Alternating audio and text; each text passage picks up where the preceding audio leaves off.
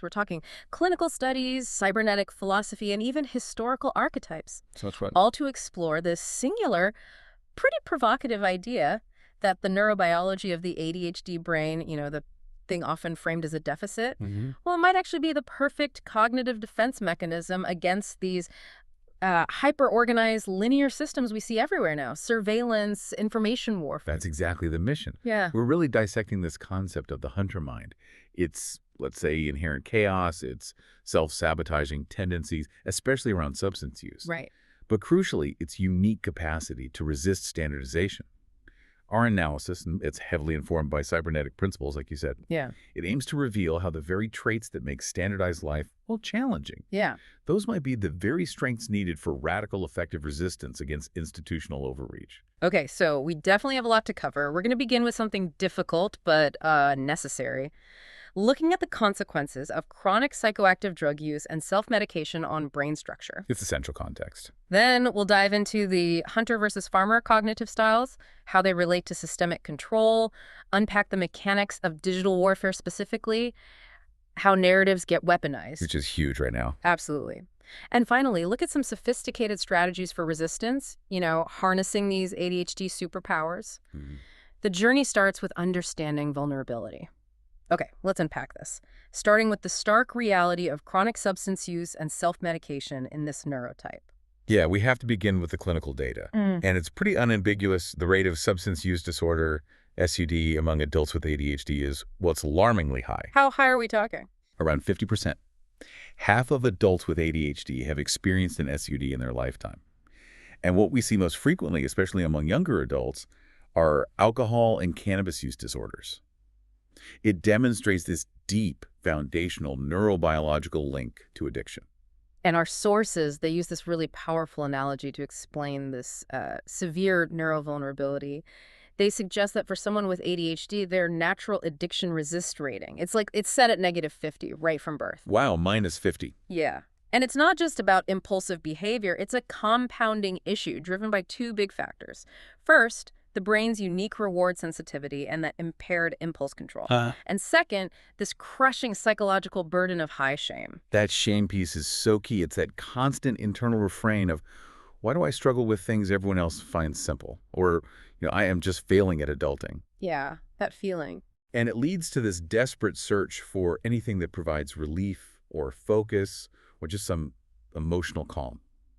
Psychoactive substances, well, they become an external shortcut to regulate what feels like an otherwise chaotic internal state. And this is exactly where that self-sabotage loop really locks in, isn't it? Individuals start using drugs for self-medication, maybe cannabis to slow down racing thoughts, maybe alcohol to calm anxiety enough to be social. Or even stimulants, but in an unregulated way, just trying to hyper-focus. Right. But you argue that this reliance, it actively disables the very neural systems they need for long-term stability. That's exactly right. We're talking specifically about the basal ganglia system. That's the core of the brain's habit circuitry. The habit circuitry. Think of the basal ganglia as your brain's autopilot. It handles all the mundane sequential stuff, brushing your teeth, starting homework, maintaining any kind of routine without needing a huge amount of conscious effort from the prefrontal cortex. Now, this autopilot is already kind of challenging for the ADHD brain. So when you introduce a powerful external chemical that consistently provides motivation or emotional regulation, The brain takes the easy way out. basically, yeah, the basal ganglia says, great, I don't need to do this work anymore. The natural pathway, which involves slowly building internal executive function, discipline, it atrophies. So by seeking that temporary patch, that feeling of coping, they're functionally outsourcing their motivation and their habit formation to the drug. They're unintentionally disabling the autopilot system they need most to manage those core ADHD challenges. Precisely. Chronic reliance means the foundational problems, those deficits in motivational circuitry and habit formations, they're not just left unaddressed. Okay. But the neural systems needed to actually fix them are structurally worsened over time. Yeah. The temporary relief creates a deeper, long-term neurobiological deficit. It's really a tragedy of unintended consequence. And this leads us directly to the physical effects of chronic use, particularly when we talk about treatments for related psychiatric conditions like antipsychotics. The Ho and colleagues study you mentioned, it sounds pretty sobering in its findings about long-term use. It absolutely requires transparency, yeah.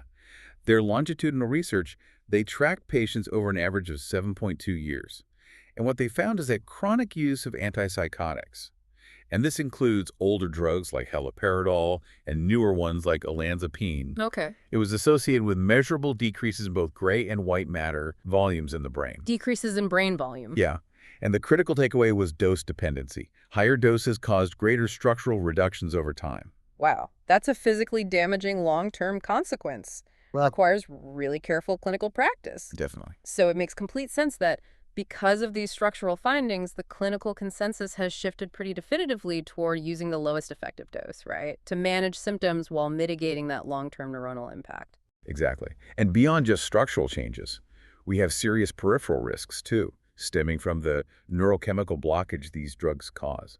Take D2 and serotonin antagonism, for example. Okay. When we talk about cardiac risk, specifically, we look at the blockade of the IKR receptor. Think of it as the heart's electrical clock. It dictates the timing of the repolarization phase. A heart's clock. Blocking this receptor prolongs something called the QT interval. You can think of it like an electrical short circuit in the heart's timing system. It's dangerous. Very. Yeah. This is what risks bradycardia, which is a dangerously slow heart rate, and even the potentially life-threatening arrhythmia known as torsades de pointe. Okay, that sounds like a clear critical system failure risk. It is. And then we have the metabolic fallout. This is almost endemic, especially with second-generation antipsychotics, the SGAs. They're highly associated with metabolic syndrome. Metabolic syndrome. So Okay. that's more than just weight gain. Oh, much more. It's not just cosmetic weight gain. It's a profound systemic change. We're talking impaired glucose tolerance. So pre-diabetic or diabetic states, dyslipidemia, which is bad cholesterol levels, Yeah. and hypertension. All right. That's why monitoring these patients requires constant systemic surveillance. Regular checks of weight, VMI, blood pressure, and fasting blood work. The treatment for the mind imposes substantial risk on the body. And finally, the movement disorders. You mentioned if the drugs are blocking D2 receptors, that action doesn't just stay in the cortex, it hits other pathways too. Precisely. Blockade in the nigrostriatal pathway causes what are called extrapyramidal symptoms, or EPS, basically movement disorders. Like what? Parkinsonism, so tremors, stiffness, which can often be managed with medications like amantadine. But we also see the risk of tardive dyskinesia, or TD. TD? That's a more chronic, sometimes permanent condition involving involuntary repetitive movements, often to the face and tongue. Modern treatments focus on things called VMAT2 inhibitors, like valbenazine, to manage TD. But the complexity and the risk really highlight the tightrope walk involved in managing severe neurochemical challenges.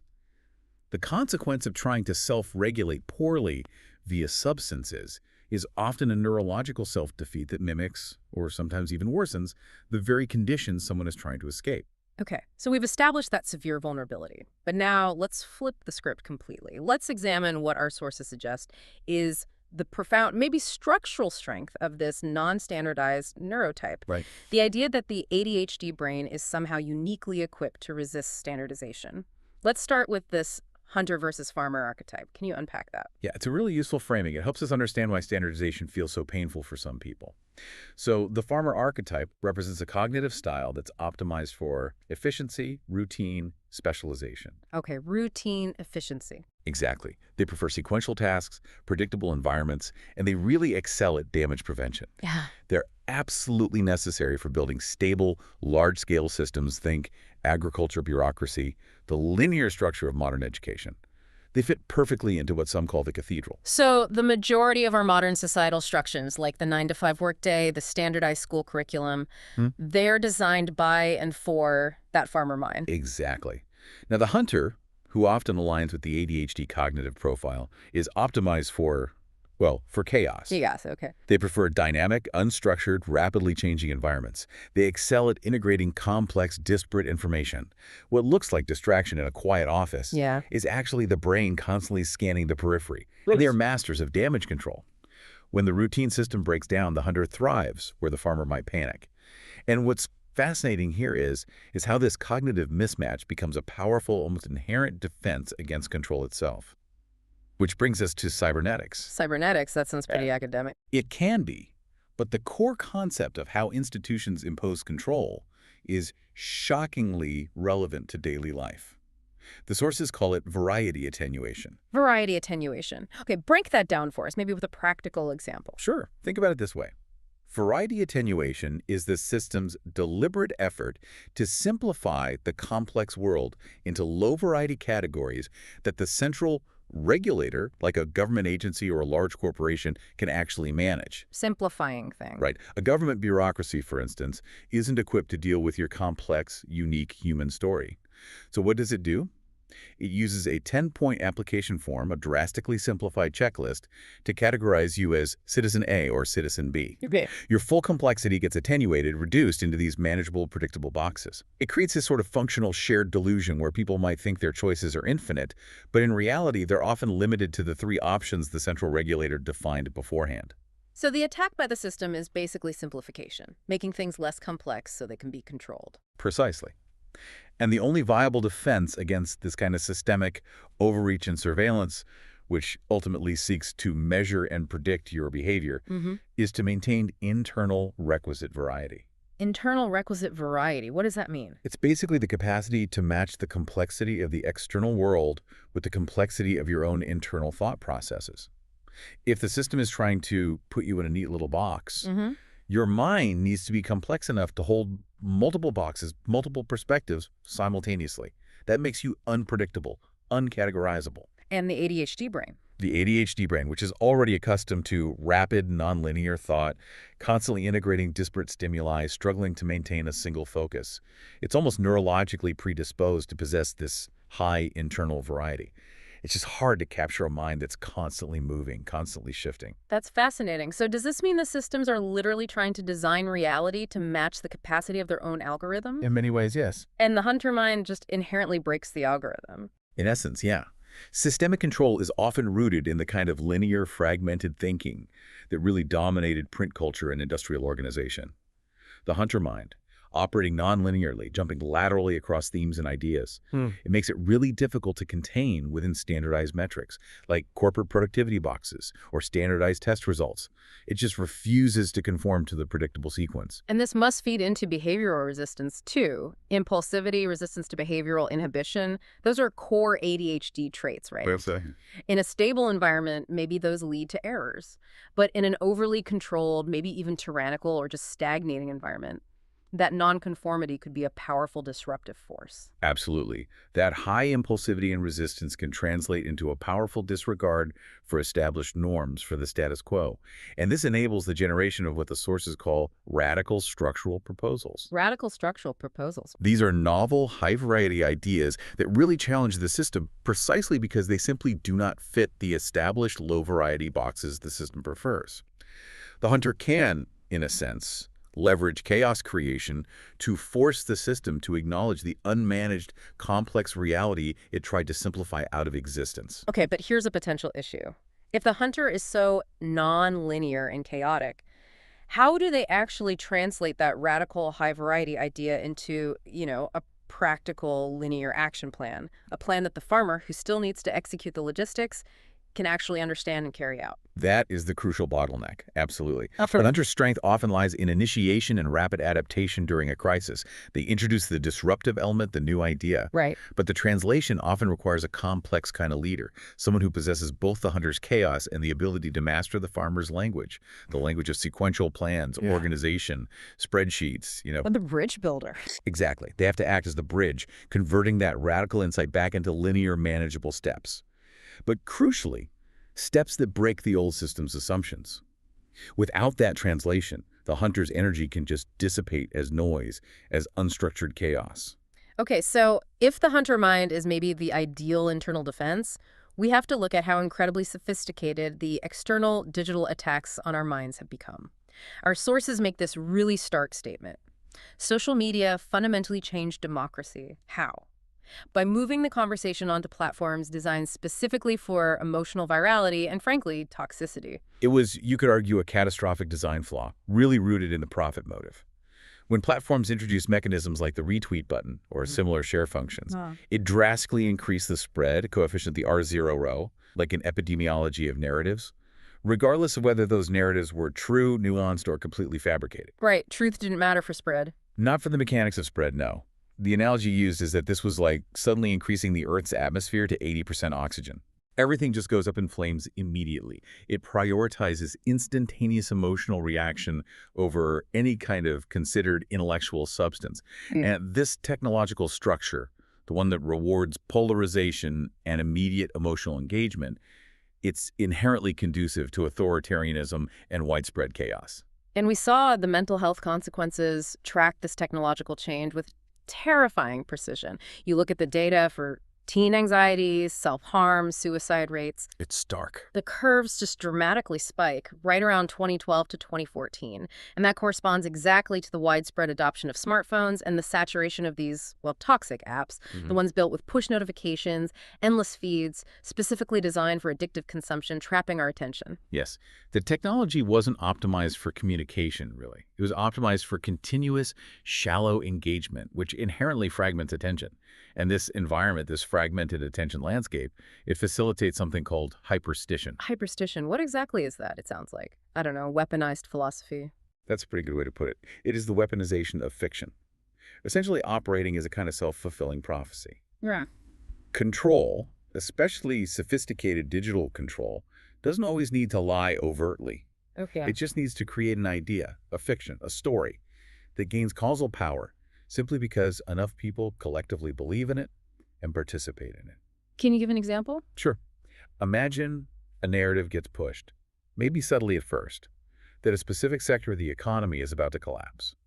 If enough major news outlets, social influencers, whoever, start talking about it as if it's basically true. People start to worry. Exactly. People panic, they pull their investments, Yeah. and their collective action causes the very collapse that was initially just a rumor or maybe a manufactured fiction. The fiction becomes reality through consensus belief and action. And our sources suggest that language itself, the way we talk and think, is the vulnerability the system exploits to make this hyperstition stick.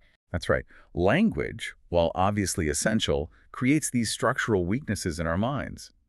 Think about experiencing an event, maybe a powerful unified emotional memory.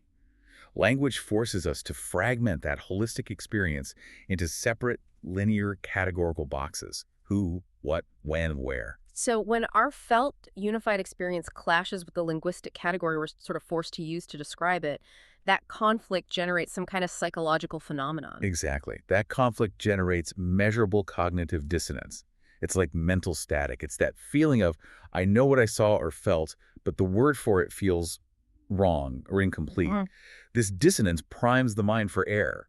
We see echoes of this in things like the Mandela effect. The mind is desperately struggling to resolve the internal conflict between the holistic feeling and the fragmented label, making it highly susceptible to having a new, simple, unifying label imposed upon it, even if that label is false. And the research shows just how aggressive this linguistic corruption can be, even down at the neural level. Yeah, controlled studies confirm this vulnerability pretty clearly.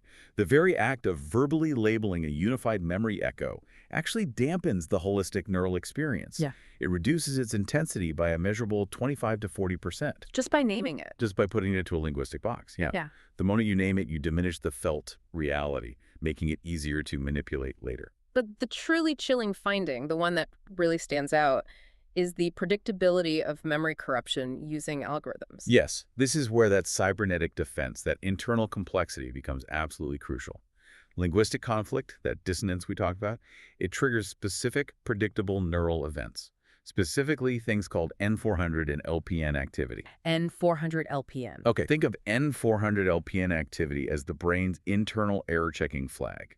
It goes up when it detects a mismatch between what it expects and what it's receiving linguistically. And algorithms can spot this.